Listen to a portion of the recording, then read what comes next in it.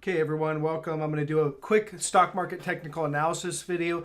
In this video, I'm just going to give you guys a quick kind of stock blitz. We're going to run through a lot of different charts and give you the read for today.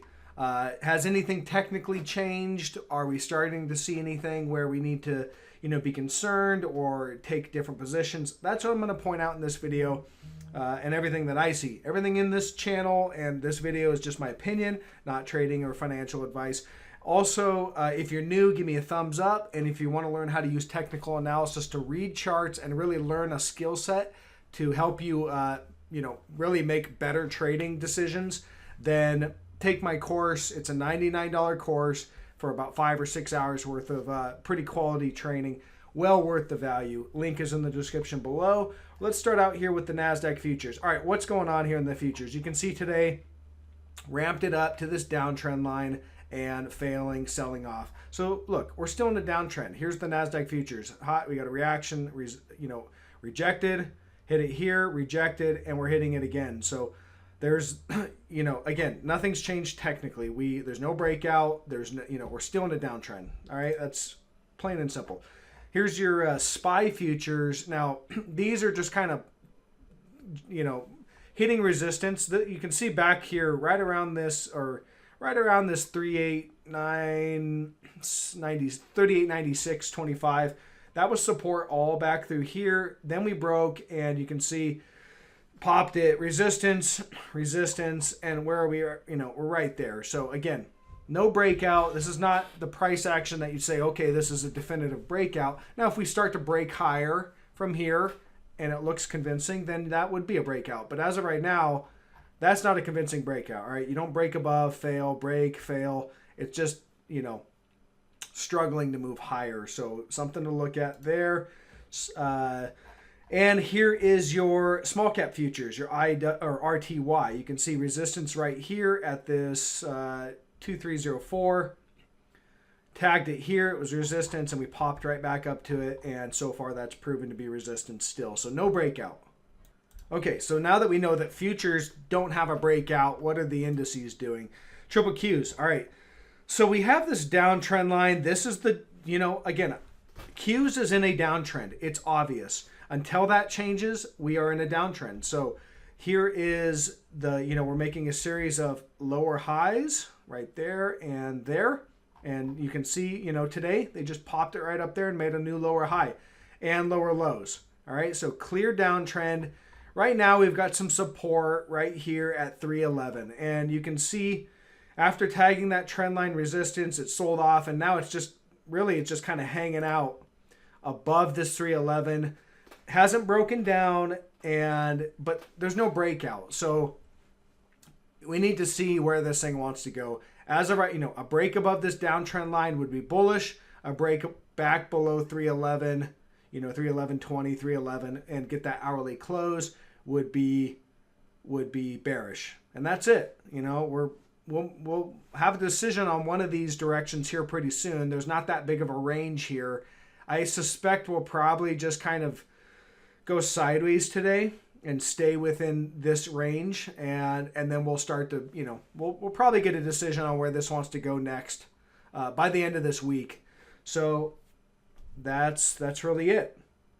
I think, if you want to know what I think we go down.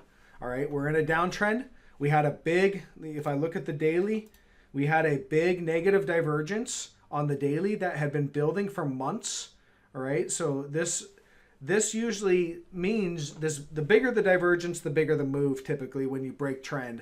We broke trend, clear breakdown in trend, and we've started a new downtrend. So I think that, this rally yesterday was just a kickback rally, and today basically, and we're going to continue lower. That's what I see. One of the reasons why I really think that is if you look at SPY, there has been no breakdown in SPY really. SPY's still kind of hanging out there. Little bit of a breakdown, but not much. I mean, from the highs to the low, the SPY fell 5%. All right, 5%. I just don't think 5% is enough to satisfy this huge negative divergence that on the daily chart that has been building in the SPY going back for months. So this big negative divergence is forecasting a much bigger move. The last time we had negative divergence that was this big was, well, this one we had a negative divergence right here, and that was your COVID drop, a huge drop there. We had some negative divergence back in here, which wasn't as big of a negative divergence, but you could see, well, there it is. And that was about a 20% drop. So again, a 5% drop, I just think doesn't satisfy it. I'm taking this as a kickback or a counter trend bounce, and the trend is down. Now, we'll just watch that. If I go to the hourly chart, you can see SPY, they're making it look like it wants to break out of this downtrend. The downtrend that I have right now, you can see a series of lower highs, and they're kind of popping it above, making it look bullish, but I suspect it won't close bullish. It'll close back below this trend line, and yeah, that's what I see right now. Look at that. Now the IWM, a little bit different. They have popped it above this downtrend. You can see this trend line, and they have started to pop it above where they popped it, came back. They're back testing. It's not impulsive yet though, so watch for this to fail. I suspect if the Qs and SPY fails, IWM is going to fail as well, and this is just going to be a bull trap or false breakout. Something to watch for.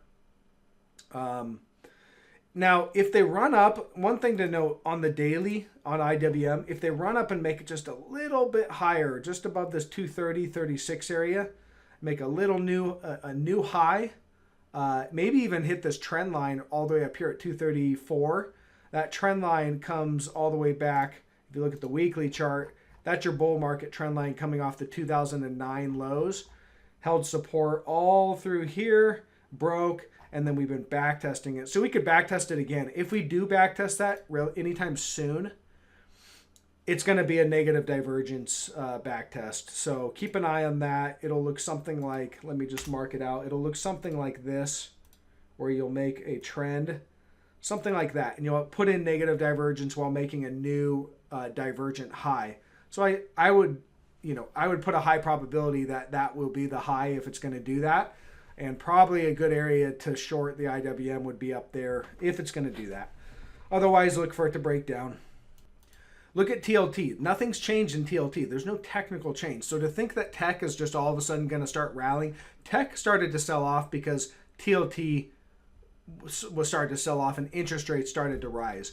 All right, they're taking a little bit of a breather. It's just consolidating sideways right now, but there's no breakouts. There's no big movement here. There's just sideways consolidation.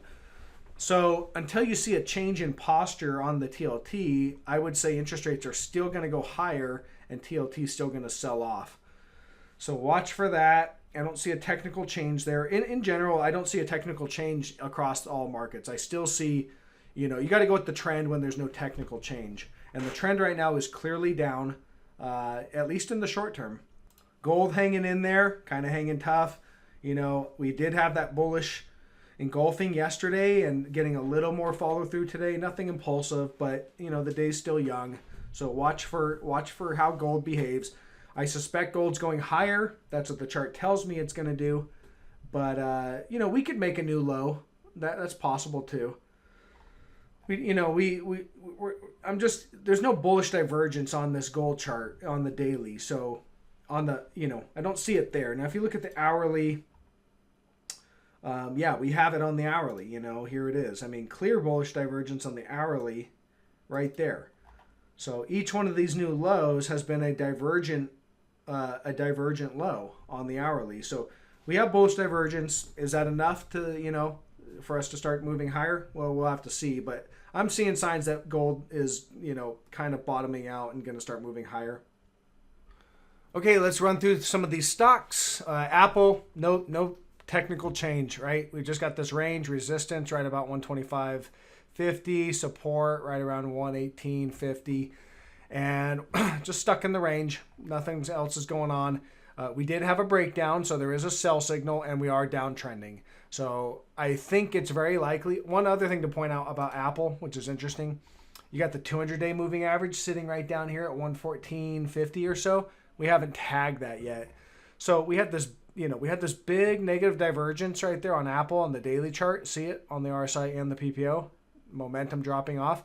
And you had this uptrend line right here. We broke that trend with a gap down, so that's a sell signal. and we have been trending down ever since.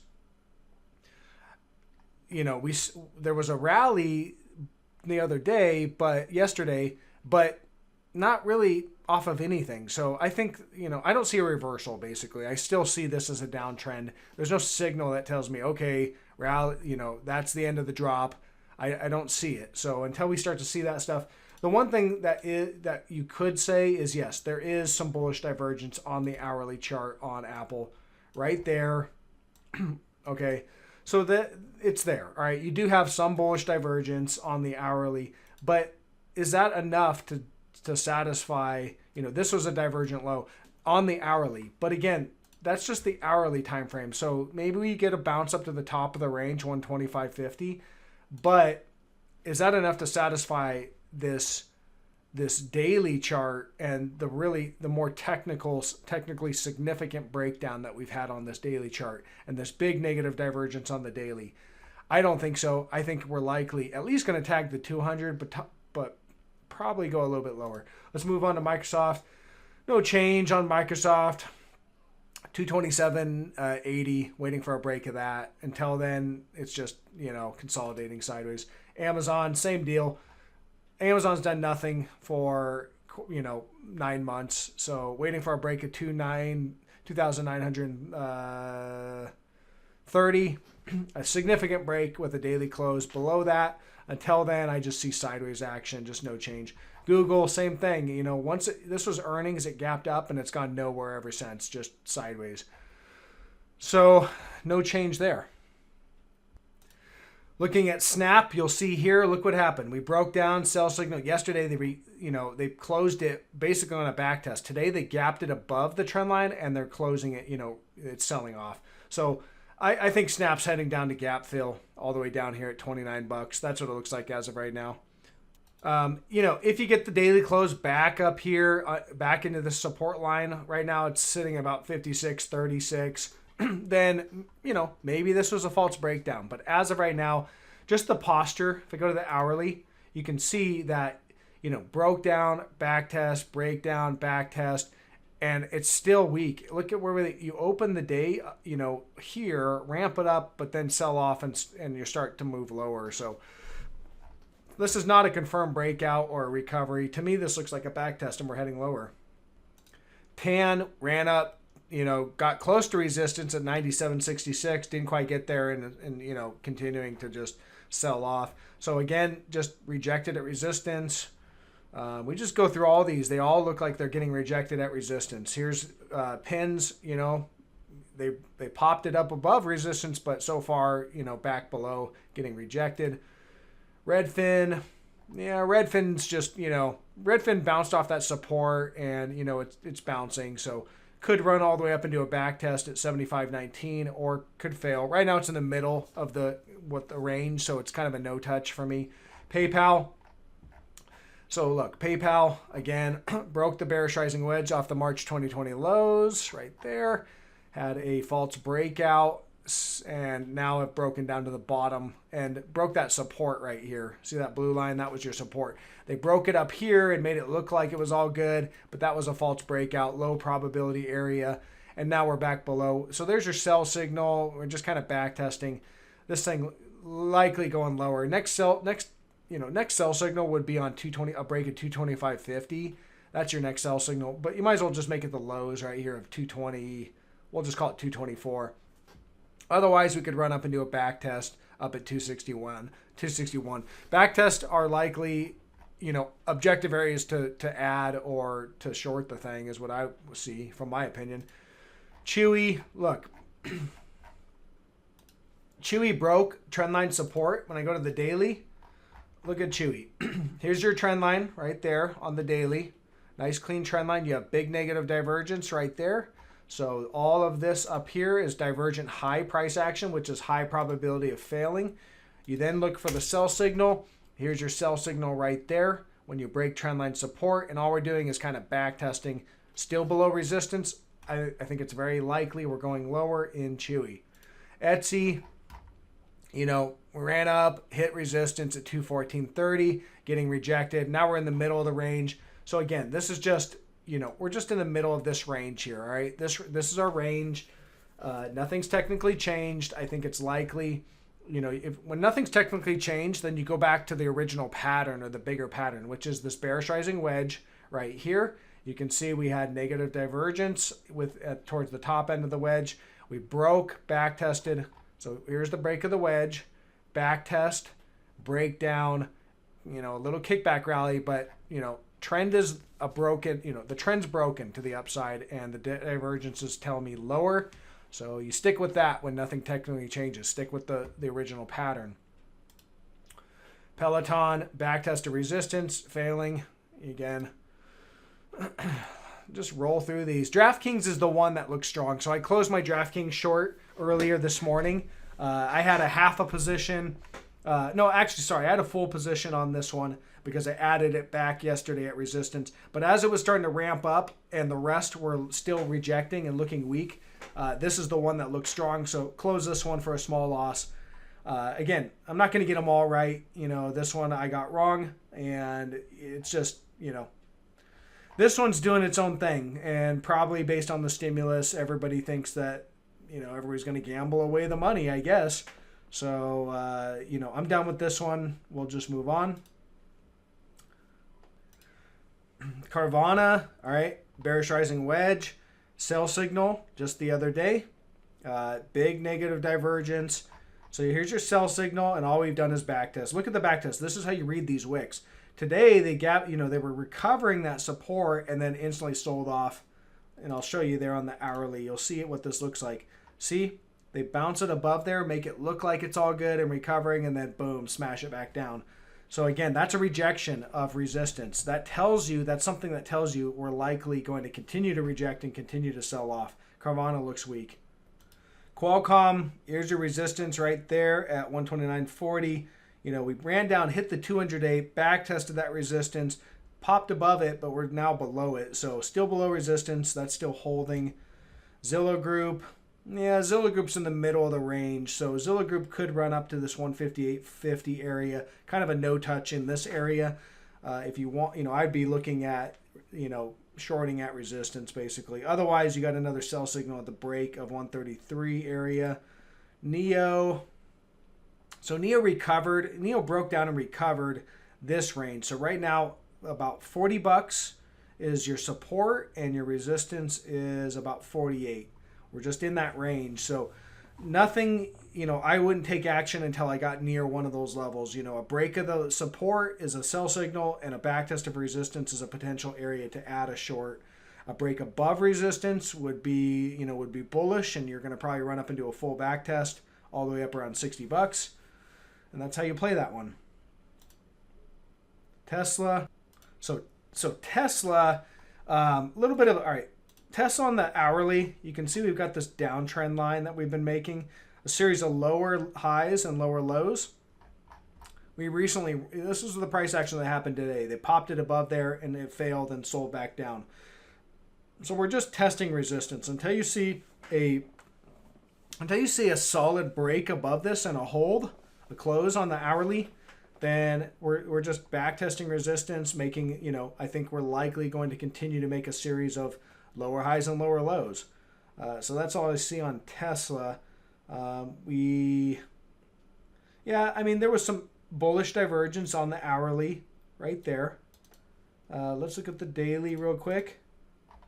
No bullish divergence on the daily. So hourly divergence is usually good for small moves. Daily divergence good for larger moves. So the hourly divergence that showed up, so far that bounce, yesterday was up 20%, but from the low there, from the absolute low, was a move of 30% in a series of 3 days. So that's probably good for that hourly divergence. We'll see. AMD, again, I still think we're breaking down. Look, big upward channel, price channel. Here's trendline support. As you get up toward the top, you got big negative divergence that started to build. So all of this was divergent high price action basically. And we just broke trendline support right here, just barely. It's not a huge breakdown, but we ran down to the bottom of that price channel right there. So that was the first thing of support. We bounced off of support, and we're still below that. So no technical change. Whether we bounce and backtest some more, there's just no technical change until you break back above that support. Otherwise, backtest of the broken trend line are objective areas to add to a short position. And I think we're likely going to head lower. We could backtest a little bit, but I think ultimately we're heading down here at $60 and possibly, probably lower. But I think it's very high probability we run down to this area. It's about $59. Apps, same deal. You can see here, sell signal. So here's your upward channel, upward price channel. There's your sell signal. All right, ran into the first level of support, undercut it a little bit, but recovered, ran up, did a back test of the trend line, and have been rejected. Looking at the hourly, you can see they popped it above that support and it failed. And so far, we're just kind of still below there. So yeah, until you recover that, it's a rejection, and we're still below support. That tells me that we're likely heading lower, probably down to this 42, 43 area. And GDX, this is some gold miners. I'll just cover this one, but look, we're moving up. It's moving up today. We held that major support level right there at 31.32. We had bullish divergence. That support level is a big level. It goes back years, all right? It goes all the way back to 2013, held resistance all through here, resistance, resistance, resistance, broke above, and then you got support, support, support, ramped up, came all the way down, held support, put in bullish divergence, and we're bouncing. So looks good to me. A break, a definitive break below that, it's bearish. And we continue to move higher is bullish, which is what I think is going to happen. All right, guys, that's all I got. Thanks. Leave me a thumbs up. Catch you guys on the